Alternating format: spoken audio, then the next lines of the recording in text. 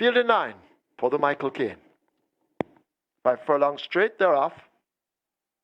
Xylophonic Steel and Uncle Sil break smartly over toward the far side.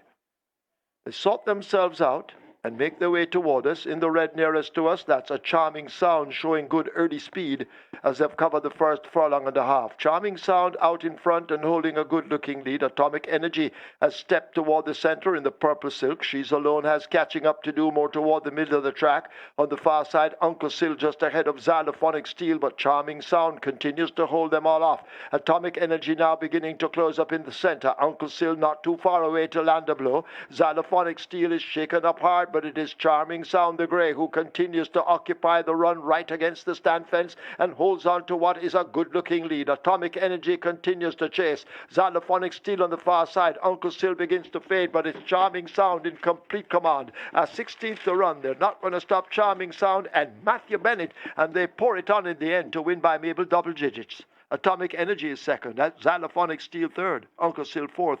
Tequila Flight is fifth.